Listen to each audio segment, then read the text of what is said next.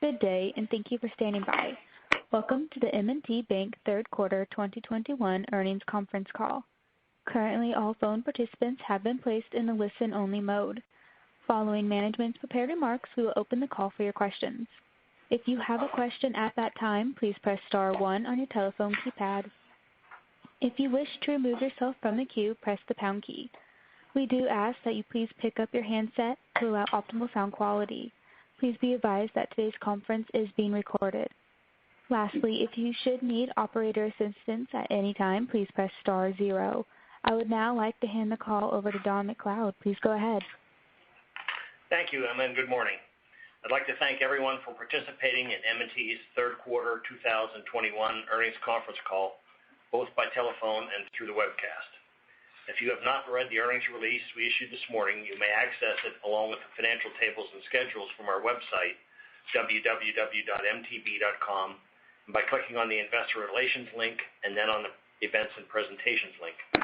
Also, before we start, I'd like to mention that today's presentation may contain forward-looking information.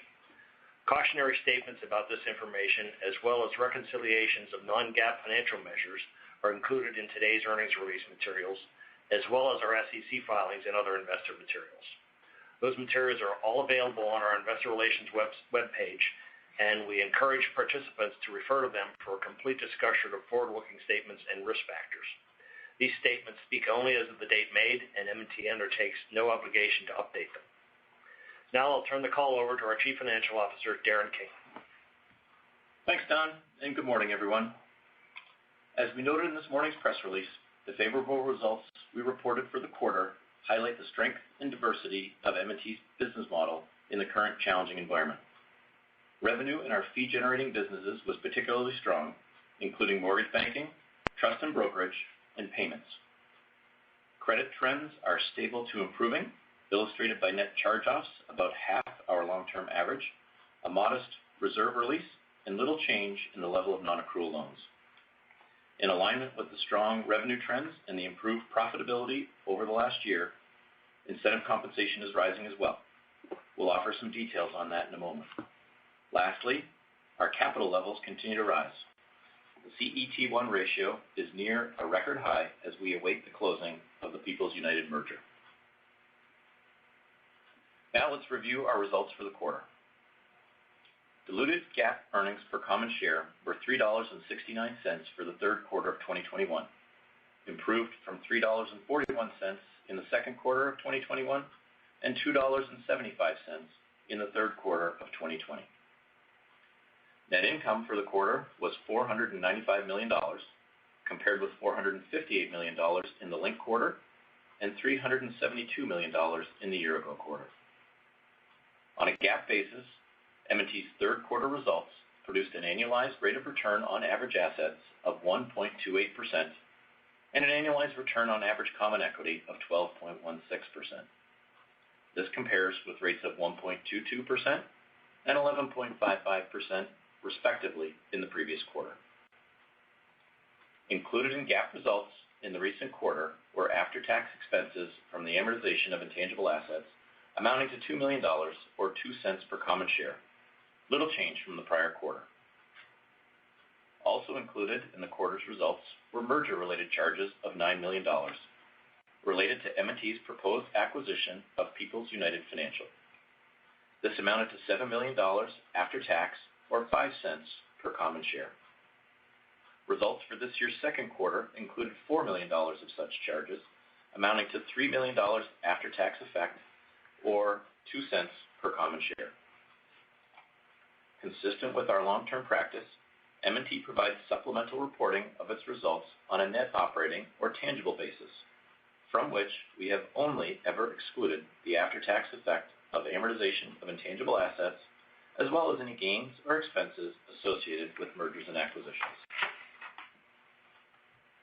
M&T's net operating income for the third quarter, which excludes intangible amortization and the merger-related expenses, was $504 million. Compare that with $463 million in the linked quarter and $375 million in last year's third quarter. Diluted net operating earnings per common share were $3.76 for the recent quarter, improved from $3.45 in 2021's second quarter and up from $2.77 in the third quarter of 2020. Net operating income yielded annualized rates of return on average tangible assets and average tangible common shareholders' equity of 1.34% and 17.54% for the recent quarter. The comparable returns were 1.27% and 16.68% in the second quarter of 2021. In accordance with the SEC's guidelines, this morning's press release contains a tabular reconciliation of GAAP and non-GAAP results, including tangible assets and equity.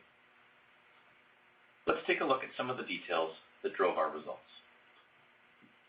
Taxable equivalent net interest income was $971 million in the third quarter of 2021, compared with $946 million in the linked quarter.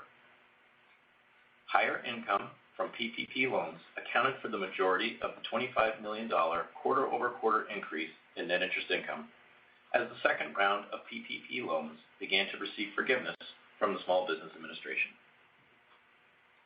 The net interest margin for the past quarter was 2.74%, down just 3 basis points from 2.77% in the linked quarter. We estimate that the higher balance of cash on deposit at the Federal Reserve contributed about 13 basis points of pressure to the margin. Largely offsetting that was the higher income from PPP loans, both scheduled amortization and accelerated recognition of fees from forgiven loans, which added an estimated 10 basis points to the margin. All other factors, including lower income from hedges, a slightly lower cost of deposits, and an additional accrual day, netted to zero impact. Compared with the second quarter of 2021, average interest earning assets increased by 3%, reflecting a 22% increase in money market placements, primarily cash on deposit with the Fed, and a 3% decline in investment securities. Average loans outstanding declined about 3% compared with the previous quarter. Looking at the loans by category on an average basis compared with the linked quarter, overall, commercial and industrial loans declined by $3.3 billion, or 12%. The primary driver was a $2.4 billion decline in PPP loans. Dealer floor plan loans declined by $803 million, reflecting the ongoing impact from vehicle production and inventory issues seen across the industry. All other C&I loans were essentially little changed from the prior quarter. Commercial real estate loans were also little changed from the second quarter. Residential real estate loans declined by just under 4%. There are a few moving parts underlying that figure that are worth highlighting. Balance decreases due to normal prepayments and principal amortization, including the Hudson City portfolio, drove some of the decrease, as well as repooling of loans previously purchased from Ginnie Mae servicing pools. Those were offset by retention of new loan production, which will be a bigger factor in the fourth quarter. Consumer loans were up 3%, consistent with the recent quarters and continuing to be led by growth in indirect auto and recreational finance loans. On an end-of-period basis, total loans were down 4%, reflecting most of the same factors I just mentioned. The 11% decline in C&I loans included a decline of PPP loans outstanding to $2.2 billion at September 30th. Average core customer deposits, which exclude CDs over $250,000, increased 2%, or $2.8 billion compared with the second quarter. That figure includes $3.8 billion of non-interest-bearing deposits, partially offset by lower interest checking deposits. Turning to non-interest income. Non-interest income totaled $569 million in the third quarter, compared with $514 million in the linked quarter. The recent quarter included an insignificant valuation gain on equity securities, largely on our remaining holdings of GSE preferred stock. while the prior quarter included $11 million of valuation losses. Mortgage banking revenues were $160 million in the recent quarter, compared with $133 million in the linked quarter. Revenues for our residential mortgage business, including both origination and servicing activities, were $110 million in the third quarter, compared with $98 million in the prior quarter. Residential mortgage loans originated for sale were down about 7% to $1.1 billion when compared with the second quarter. However, the lower volume was more than offset by higher gain on sale margins. Commercial mortgage banking revenues were $50 million in the third quarter, compared with $35 million in the linked quarter. Those results reflect a strong originations quarter combined with prepayment fees on loans previously securitized. Trust income was $157 million in the recent quarter, compared with $163 million in the previous quarter. Recall that the second quarter's results included $4 million of seasonal fees arising from tax preparation work we undertake for clients, which did not recur in the third quarter. Also, in conjunction with the transfer of M&T's retail brokerage and advisory business to the platform of LPL Financial in mid-June of this year, about $10 million in revenues associated with managed investment accounts previously classified as trust income are now included in brokerage services income. Service charges on deposit accounts were $105 million, compared with $99 million in the second quarter. The primary driver of the increase was customer payments-related activity. Turning to expenses. Operating expenses for the third quarter, which exclude the amortization of intangible assets and merger-related expenses previously mentioned, were $888 million. The comparable figure was $859 million in the linked quarter.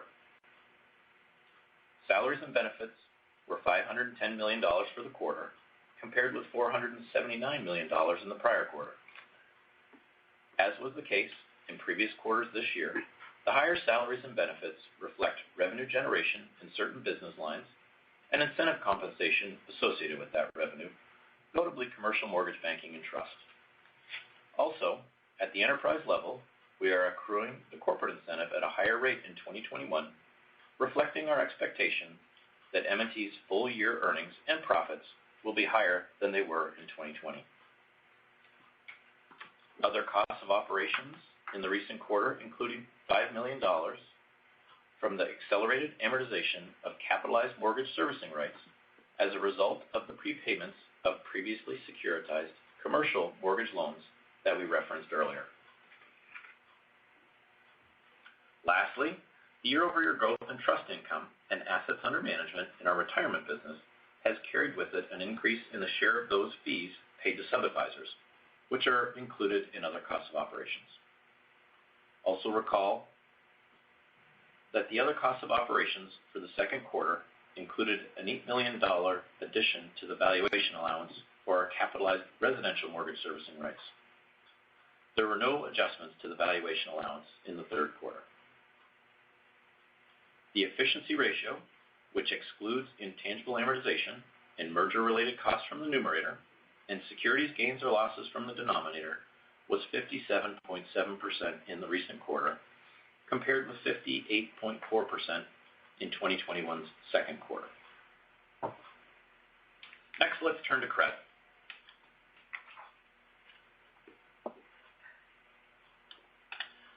Credit trends continue to stabilize, but as has been the case for the past little while, some industries are improving more rapidly than others, reflecting challenges such as the supply chain, pressure on materials costs, and the cost and availability of labor.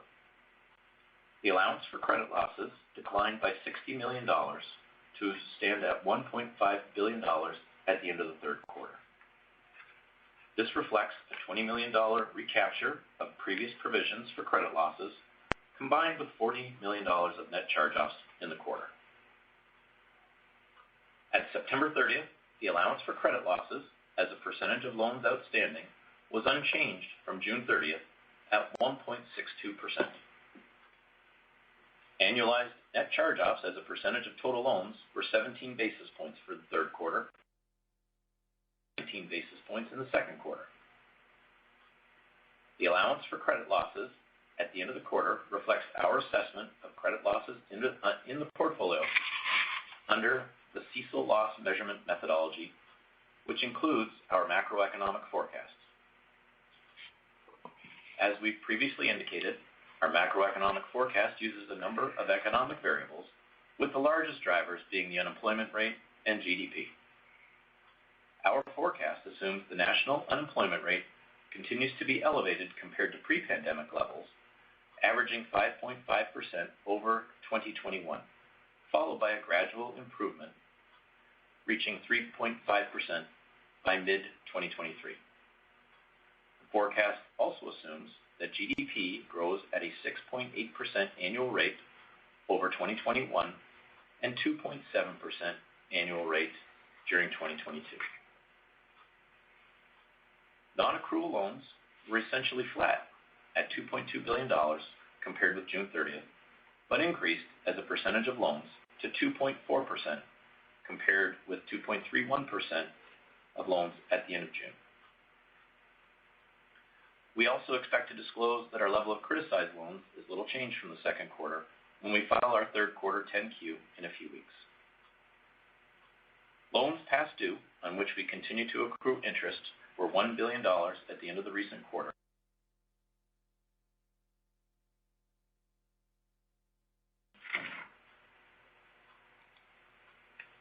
Turning to capital, M&T's Common Equity Tier 1 ratio was an estimated 11.1% at quarter end, compared with 10.7% at the end of the second quarter. This reflects continued strong organic capital generation combined with lower risk-weighted assets. As previously noted, while the People's merger is pending, we don't plan to engage in any stock repurchase activity. Now let's turn to the outlook. As we enter the final quarter of the year, we see little need to change our outlook for the remainder of 2021. We expect year-over-year loan growth to be flat to up slightly on a reported basis and flat to down slightly, excluding the impact from PPP loans, which reflects the decline in dealer floor plan loans. We continue to expect net interest income to be down a low single-digit percentage from full year 2020. We noted on the July conference call that we expected net interest income in the third and fourth quarters to, on average, be in line with the $946 million in the second quarter. We still expect that to be true, but the faster than expected forgiveness of PPP loans did pull some of that income forward into the third quarter from the fourth quarter. We've slightly exceeded our outlook for low single-digit growth in non-interest income. As we begin to retain the majority of residential mortgage loans we originate on the balance sheet, residential gains on sale will be primarily driven by Ginnie Mae repooling gains. Momentum in the trust and payments-related businesses remains strong. Expenses have grown faster than we forecast in January, but with most of that growth directly connected to better than expected revenue and better than expected net income trends. The credit environment continues to improve along with the overall economy, but some segments are recovering more slowly than others. We believe criticized assets are at or near their peak, but there still remains some risk of downgrades within criticized loans from accruing to non-accruing. Our preparations for completion of the merger with People's United continue while we wait for regulatory approval. Our projections as to the financial impact remain largely in line with what we offered at the time of announcement this past February. Following our usual practice, we'll offer our thoughts for 2022 on the January conference call. Of course, as you are all aware, our projections are subject to a number of uncertainties and various assumptions regarding national and regional economic growth, changes in interest rates, political events, and other macroeconomic factors which may differ materially from what actually unfolds in the future. Now let's open up the call to questions, before which Emma will briefly review the instructions. If you would like to ask a question, please press star 1 on your telephone keypad. If you wish to remove yourself from the queue, press the pound key. We do ask that you please pick up your handset to optimal sound quality. And we will take our first question from Gerard Cassidy with RBC. Thank you. Hi, Darren. Good morning, Gerard.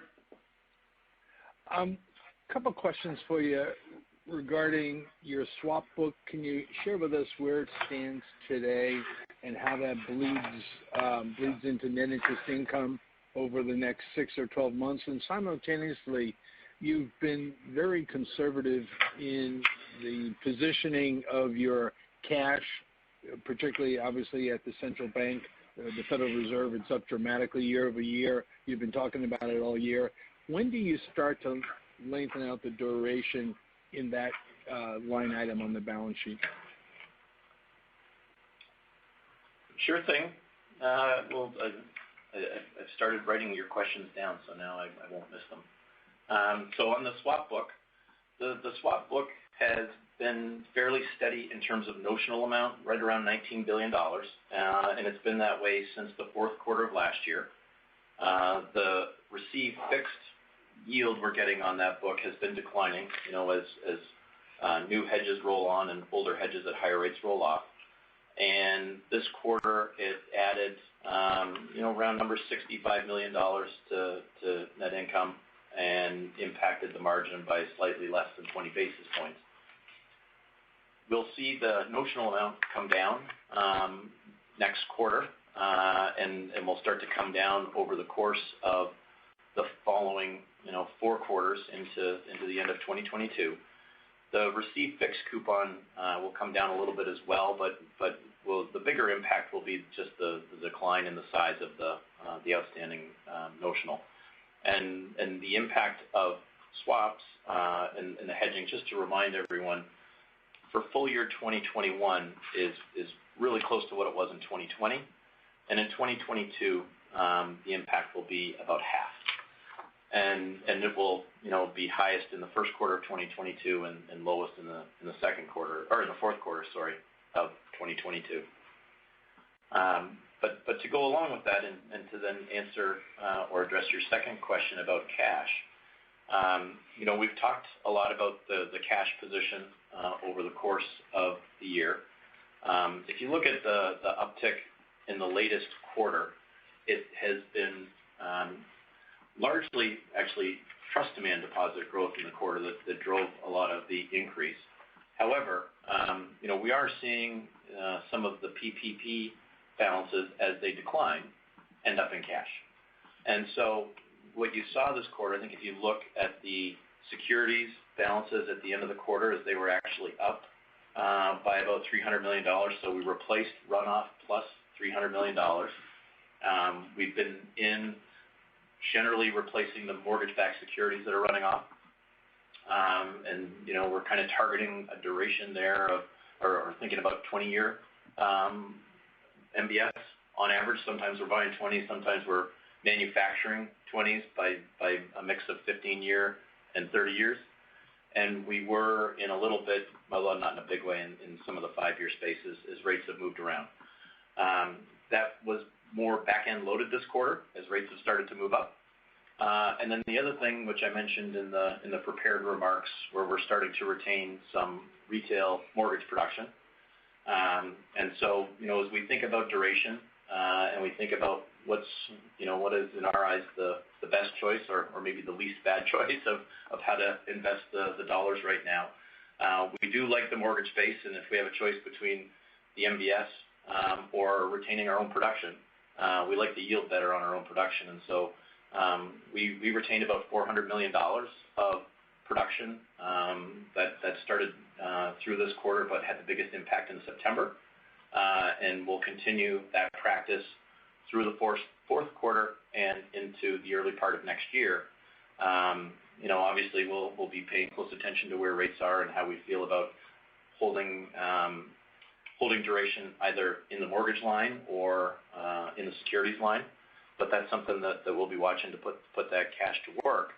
And I guess as we look forward at that plan and how it all unfolds, taking into account PPP and the hedges that are rolling off, we see net interest income, kind of troughing first quarter and, not declining from there, or in fact, increasing depending on what you see as the forecast for rates as the year goes on. And so, when I look at what the storm we've weathered and the patience we've exhibited on putting that cash back to work, I see us turning the corner in the next couple quarters.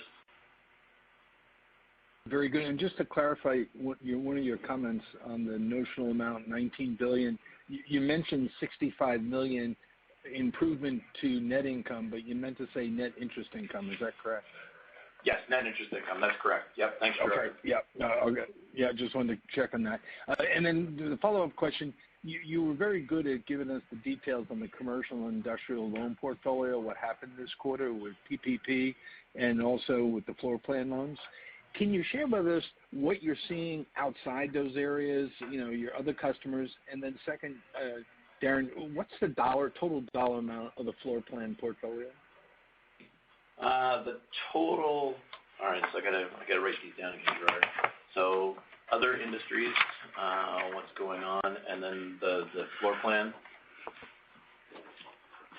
So floor plan balances are, roughly, I'll call it $1.5 billion. And if you look at where those have been, and what's interesting, Gerard, is when you look at floor plan balances, really it's much about line utilization and the commitments you have with those floor plan dealers. And line utilizations are running around 25%, which this is the part of the year when those are typically lowest, but never that low. And when you think about where they are on average, in normal times, they're about 70%. And so, when I look at where those floor plan balances are compared to what I would consider normal, it's probably $2 to $3 billion lower than what might normally be the case.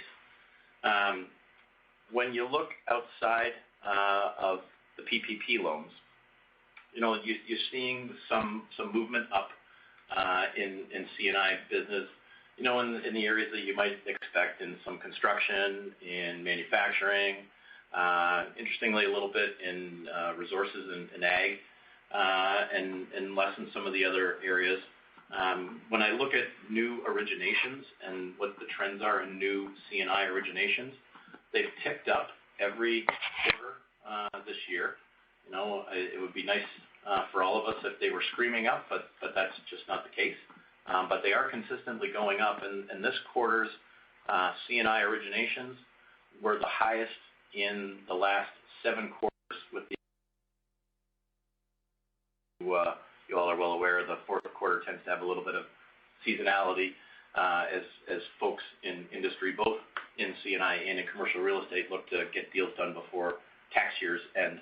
And so, holding the fourth quarter to the side, it was another constructive quarter of improvement, and it's slow and steady, moving up in a direction that we like, and the margins are holding fairly solid as well. So, it's encouraging trends. We obviously welcome a little bit faster, but the trend is our friend here. Thank you so much. One point of clarification I'd add is on the outlook for the hedge benefit next year. That assumes that short-term rates, whether the Fed funds target or LIBOR or so forth, do not start to ramp up rapidly.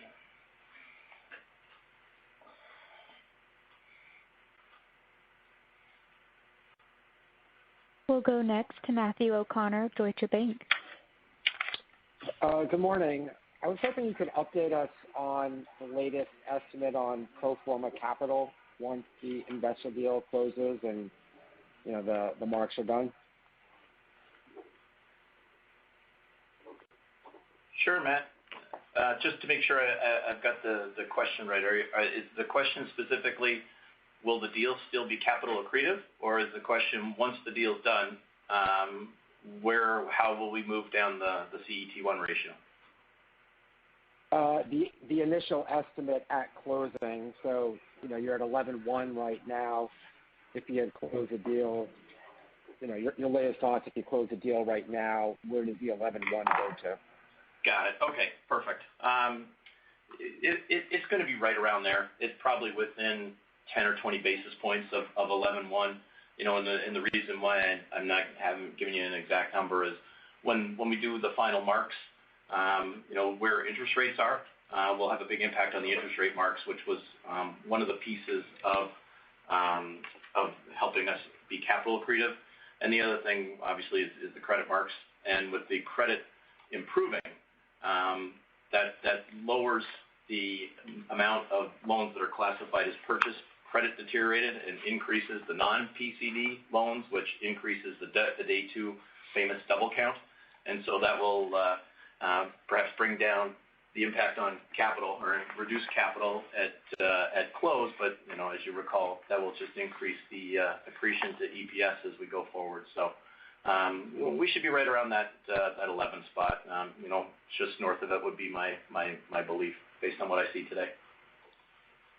Okay. And then what are the thoughts on kind of what a near or medium-term target is for that CET1 ratio? And, obviously where I'm getting at is, how aggressive will you be on buybacks to get there? Thank you. Yeah.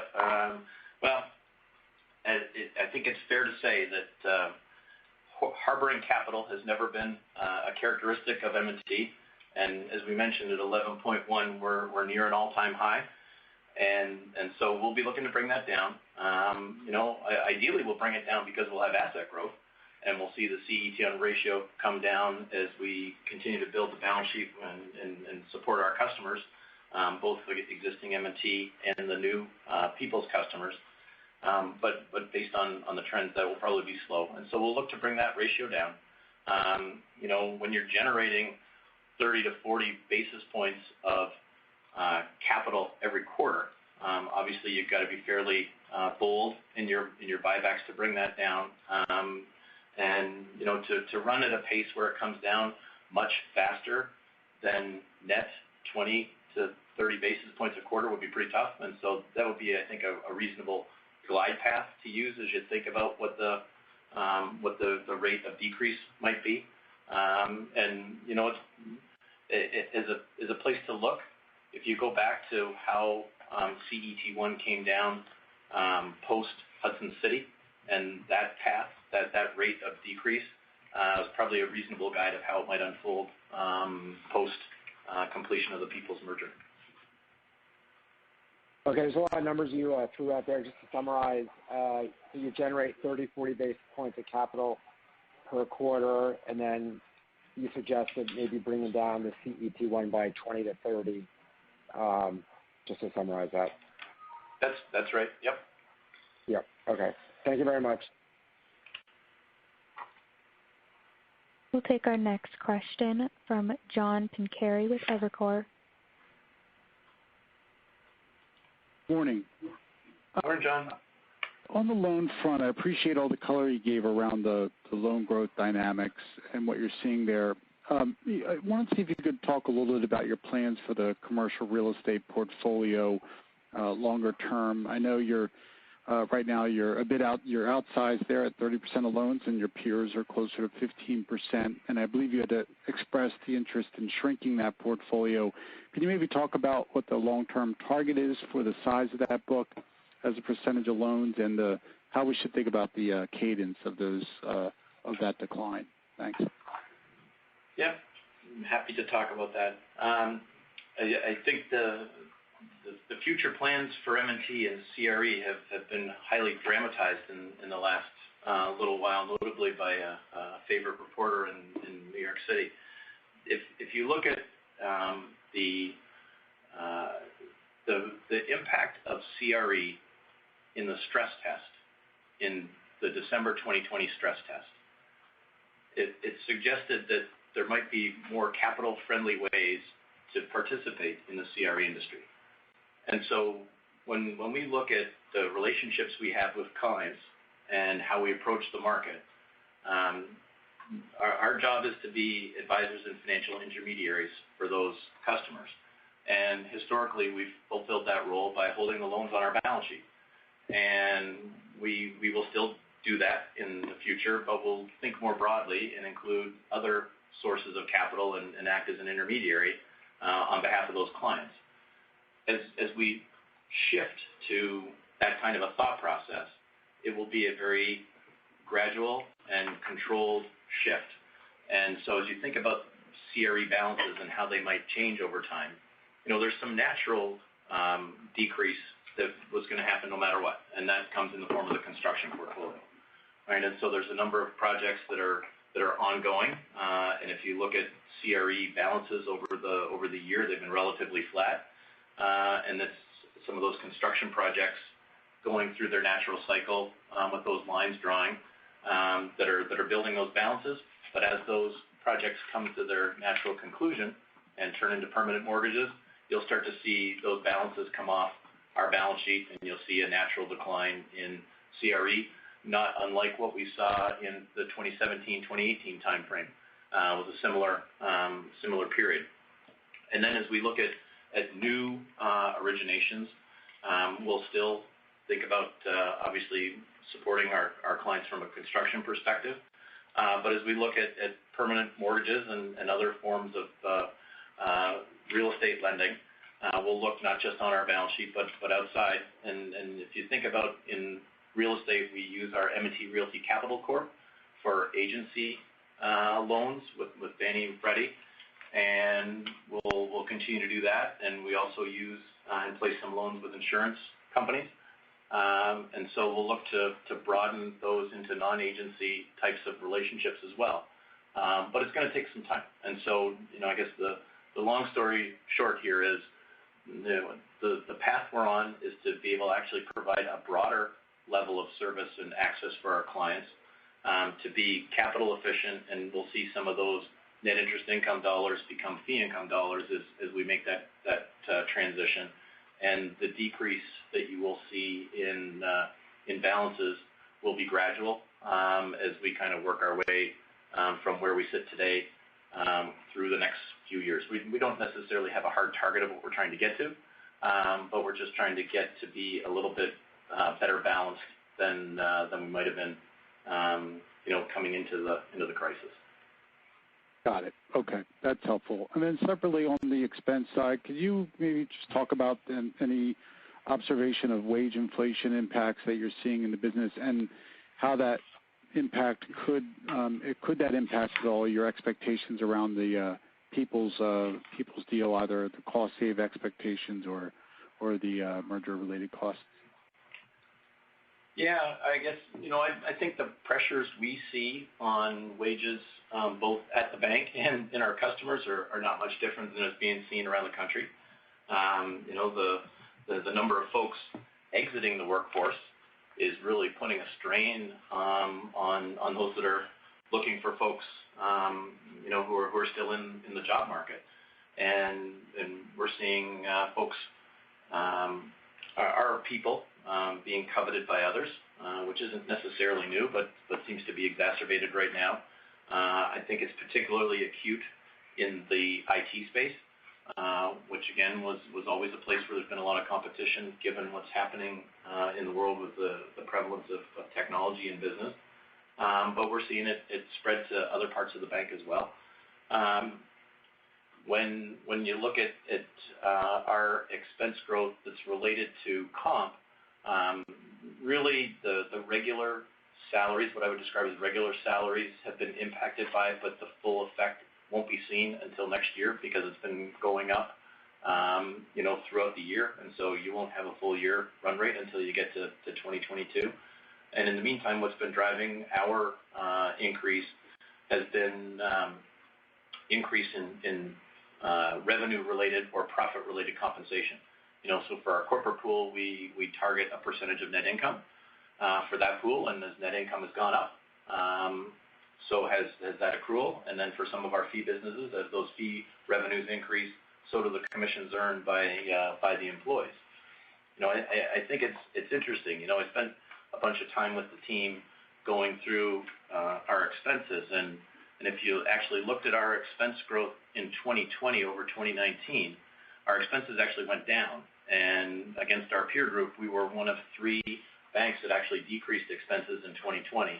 And what we're seeing this year is a little bit more of a return to normal, with a little bit of pressure that we talked about from the outside world, which is making the print this year higher than everyone else because of math.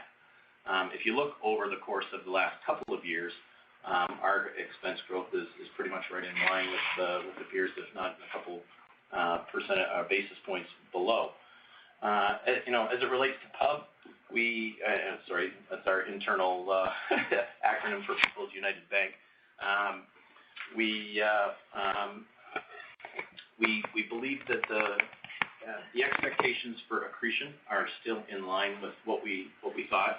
Obviously they're subject to the same pressures that everyone else is. But by and large, the cost takeouts are right where we thought they would be. The revenue synergies are what we thought they would be, and from a capital perspective, as we mentioned a few minutes ago, we don't see any change there. And so the rate of return on the deal is still very attractive versus alternative uses of capital. And so no real change there, but it's a challenging operating environment, that's for sure. Got it. All right, thanks, Darren. We'll go next to Frank Schiraldi of Piper Sandler. Good morning. Just on, Darren, on the follow-up on the dealer floor plan utilization comments. As you plan for, budget out 2022 and think about balances in that year and growth in that year, I mean, what are your thoughts in terms of those, could we see, is it expected that we'll see sort of a bounce back to those older utilization rates as supply chain issues subside, or just what are your expectations for 2022 there? Well, at the risk of being, an over M&T optimist, we believe that those balances will start to come up. But knowing our conservative nature, we don't see a bounce back in those utilization rates back to normal right away. But we do see an increase year over year. From what we can see in the industry, what we hear from the dealers, what we believe, how the manufacturers will be looking and thinking about things, we think it's probably into 2023, early 24 before you're back to the utilization rates that you were at, pre-pandemic. And so given that, and without any better intelligence, I would think about kind of straight lining that over the course of the next couple of years. As we get better information, obviously we'll share that with you, but, just watching how you're seeing manufacturing come back online, we haven't seen signs of a material uptick yet in terms of production, and therefore we don't think we'll see the inventories bounce as quickly, but we should see some steady improvement over the course of the next 4 to 6 quarters. Okay. And then just a follow-up on the securities book, adding the securities in the quarter. Could you just share what the pickup in yield is there? And, I know there's a lot of unknowns in terms of interest rates and moving parts, but, is that kind of a reasonable expectation of moving into securities purchases on a quarterly basis, maybe, 5% increase in those balances, or is this more about just pre-funding the People's book? So I guess on the securities book and on the yield pickup, the yields that we're putting on now are lower than the roll-off yields, and so that's the downside. The upside is we're putting things on at call it 150, 160, and we're taking it out of 15 basis points, and so the pickup there is pretty good. When you look at the rate and the pace of us in investing in securities, I think what you saw this quarter is a good indication that we at a minimum don't want to decrease the securities portfolio, so we'll work to keep it flat. But realistically, we probably think about $200-300 million increase a quarter in addition to replacing the runoff is a good target. At least that's kind of, as we look at it and think about it, that's where our heads are today. And again, I'll remind you that the other part of that thought process is retaining retail production, right? And so we're getting mortgage exposure both in the securities portfolio as well as in the mortgage line on the balance sheet. And so you'll see us, deploying that cash and kind of as our treasurer would describe to me, legging into the trade as we go through the coming quarters, doing a bit of dollar cost averaging into that and rather than trying to solve it all at once. Okay. All right, great. Thank you. Yep. We'll go next to Ken Usdin, Jefferies. Thanks. Hey, good morning. Darren, just one follow-up on NII, understanding the PPP pull forward. So I think you said that NII would be down in the fourth quarter. I'm just wondering what type of PPP are you expecting? Is it most of the remainder, or what type of level do we step back down to given that pull forward from third? Well, it's a bit of a guess. Just because the timing of when our customers might seek forgiveness is a little bit unknown. But broad strokes, we're thinking it's kind of half the rate of accelerated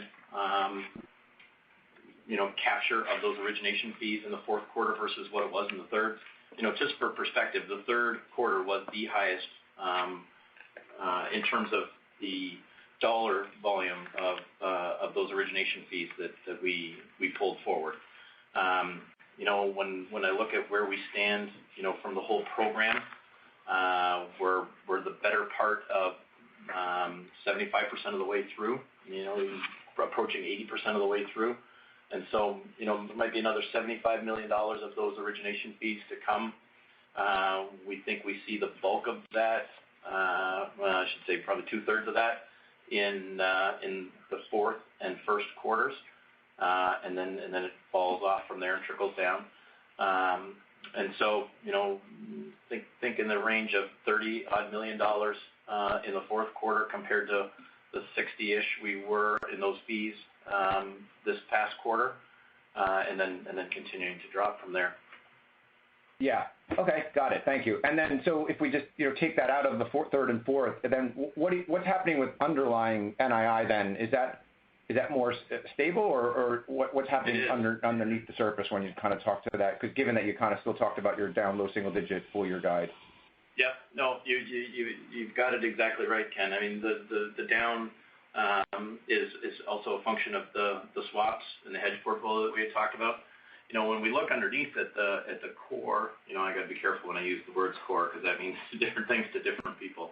But when we look just underneath at the balance sheet and we look at the loans and the deposits and the costs, the yields on the loans, they've been relatively stable for the last, I would say 4 quarters. And we had a slide that outlined that in the document that we posted earlier this quarter. And so, LIBOR's been fairly stable, and most of the loans are priced off LIBOR, and so you've seen those yields fairly stable for the last little while, and the deposit costs have been fairly stable for a while. And so when you look at that book, things have been relatively constant, and so those yields, the spread, the margin has been very steady, and the portfolio, absent the PPP, has been reasonably steady as well. And so there's a consistent stream of net interest income, more typical M&T low volatility, and it's these other factors that have caused some of that, but those are starting to run their course, right? And so as I mentioned, PPP, we had a very strong quarter. There's a little bit left to go. The hedging is running down, and it's starting to run its course, and the more normal, what I would put in air quotes, M&T balance sheet and lack of volatility will start to show itself, and that's why we think we start to hit a trough in net interest income in the first quarter and start to build back from there, especially as we take some of the actions that we just talked about with rebuilding the securities portfolio and holding some of the mortgage loans on our balance sheet that we start to inflect and go back in the other direction.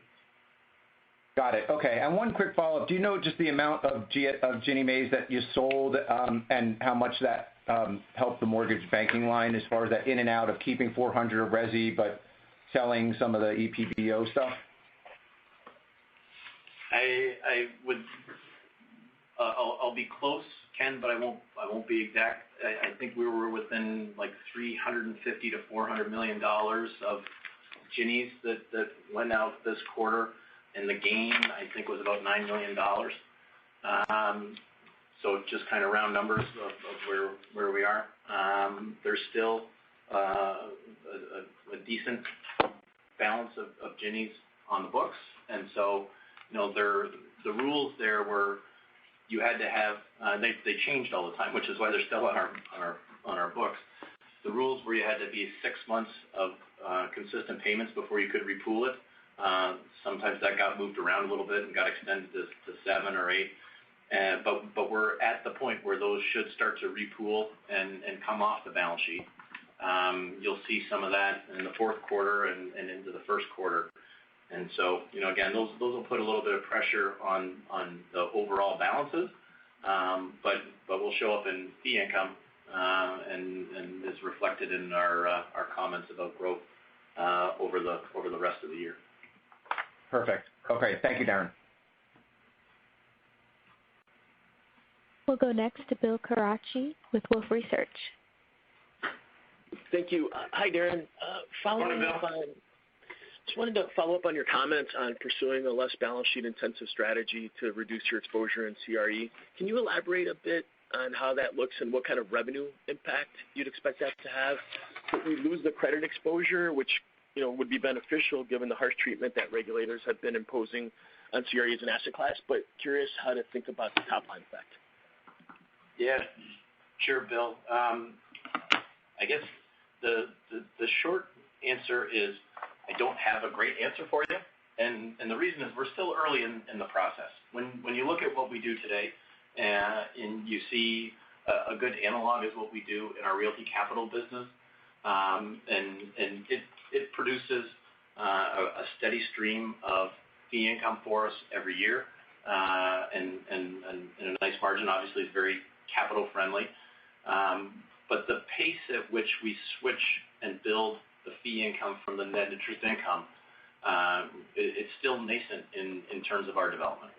And so, if you look at what we're getting in that line of business today, it's probably in the $30 to $40 million range outside of our Realty Capital Corp business.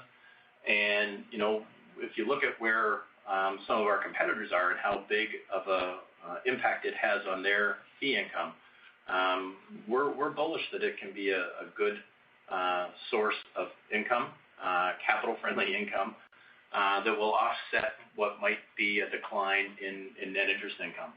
And so, I guess I would start to look at the fees that you might see at some of our peer banks as a way to start thinking about what it could become. But at this point, I don't have big plans. We don't have big plans for that in terms of hitting the income statement in 2022, and we'll talk more about 2022 when we get there. We're still doing our work, but for now, I would think about it as if there's a decrease in CRE net interest income, it will be offset by fees as we do gain on sale in that line of business, and then we'll come back to you with a little bit more detail on what that shift might look like as we finalize our plan.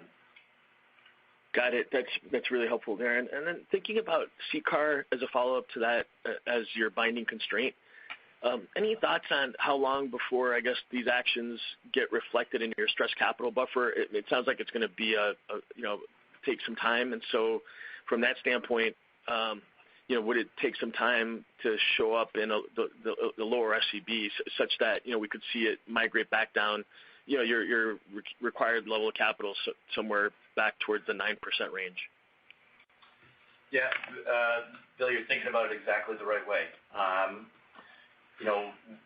Obviously the next time we're a Category 4 bank, and so as a Category 4 bank, we go through the stress test every other year. And this year that's upcoming, 2022, will be a CCAR year for M&T.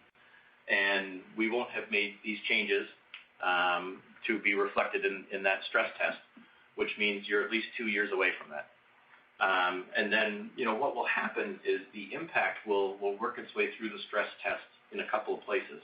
So the first place you'll see it obviously is in the risk-weighted assets and in the losses that are assumed under stress. But the other place that you see it is you see it in the PPNR, right? And so the PPNR as a percentage of risk-weighted assets should go up, right? Which will be more better producing of income and capital to absorb losses under stress. And over time, that will work its way into the stress test as well. And so, not much you will see in the 2022 version. We'll start to see it in the 2024 version, but I would really think you'd see it in 2026 is when it would start to come in. But as I said, there's a number of reasons why we're thinking about this, not just because of the capital efficiency, but we think it actually broadens the level of service we can provide to our customers. And just as a reminder, our current SCB is 2.5%. The implied one from December would have brought it up higher, but that's not our actual SCB. And we'll see where the scenario ends up this year. But if it's meaning in 2022, but if it's like it was in the stress test just passed, we would not expect to see an SCB at the rate that it was calculated in the December 2020 scenario that was run, which was a pretty severe scenario. So then the quick follow-up to that is there anything that could change your mind as to perhaps unwinding the decision to kind of, the asset light thought process around CRE, or is that a direction that you want to head in? I guess it's not a foregone conclusion that regulators, or is it a foregone conclusion that regulators are going to be harsher, treating CRE more harshly?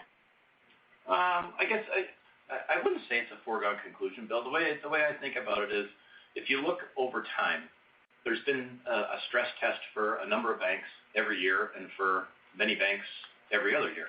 And each time there's a stress test, there's a different scenario that goes through that process, and different asset classes are stressed. And each one of those scenarios leads you to an outcome and gives you more insight into how portfolios perform under different economic scenarios. Sometimes they stress CRE, sometimes they stress mortgage, sometimes they stress credit card, sometimes they stress indirect auto. And so you got to go through a series of these, and each of those are data points that help inform your thinking. And what we got in December 2020 was a data point, and it's informing our thinking. And it's not telling us that we want to never do another CRE loan as long as we live, but it said to us that there are certain asset classes and certain types of loans and how long they might exist on your balance sheet that carry a different loss assumption and therefore a different level of capital that you need to support them. And so we'll look at the mix of assets that we have on our balance sheet and be thinking, like we always do, about how to optimize returns and what's the best use of our shareholders' capital. We'll still have CRE on our balance sheet, but we think that moving down this path has a number of upsides that we described in terms of capital efficiency and balancing out our income streams between net interest income and fees. And most importantly, it gives us another outlet to help support our clients. And so for those reasons, we'll move down this path. I don't think there's any turning back from that thought process. I think the question really is just, as we talked about, I think in answering your first question, what's the pace at which we get there? And the market will, to some extent, dictate that pace based on clients and talent. But like anything we do, we'll be thoughtful and measured in how we execute. That's super helpful, Darren. Thank you for taking my question. No problem. We'll take our last question from Christopher Spahr with Wells Fargo. Hi, good afternoon. Just my question is related to the role of technology and the integration of People's United, and if you can contrast that with the Hudson City deal and the integration there, and this is all assuming that the integration takes place in the first quarter of next year. Okay. I don't think my answer will change on the impact of technology if it doesn't happen in the first quarter, but I'll start with that one. I guess if you look at technology, Chris, and different conversions and different mergers bring with them different levels of complexity. And so to kind of compare and contrast the four Peoples, our most recent two mergers, Hudson City was probably one of the least complex system integrations we did. I mean, we were basically converting mortgages and time deposits. And so when you think about complexity of products, those are about the easiest ones there are. There was no trust business. There really was no commercial business to speak of, no cash management and treasury management. The usage of the web and mobile were pretty light. And so that was a very straightforward, less complex conversion. If you went all the way to the other end of the spectrum, I would look at Wilmington Trust. Right now, there was a merger where we had traditional bank products, both consumer and commercial, but we also inherited a number of new wealth and trust businesses that we weren't really in a big way. And so, that one was much more complex in terms of the planning and setup for that. I would characterize the Peoples as down the middle, and that it certainly looks much more like Wilmington Trust, with a little less emphasis on trust, but we gain some outside businesses in mortgage warehouse lending, as well as in some equipment finance that we wouldn't have. And so we'll be looking to maintain those systems and set them up and be able to run them. But the flip side is the core banking system that Peoples runs on is FIS. And so that's one deconversion from FIS onto our platforms. That's something we've done before. We've done it a number of times before. And so we know the game plan of how to execute that. And so when I look at the different things that we need to get done to prepare for that integration, we're progressing along. We know what the path forward is, and we're preparing to do what we need to do to minimize the disruption to customers, to make it easy for employees to be able to service those customers. And the path is known. And so I would characterize this one down the middle of the two ends of the spectrum. Not without its challenges, but in the grand scheme of things, not the most complex system conversion that we've had to execute. Thanks. I guess I should be clear. So assuming that you do get approval of the fourth quarter, you can begin the conversion process in the first quarter of next year, correct? Assuming we get approval, I guess I would just caveat the fourth quarter as, if we get approval on, December 1st or past, it's probably going to make the first quarter a challenge. And so depending on the timing of the approval, there might be some pushback on when we actually complete the system conversion.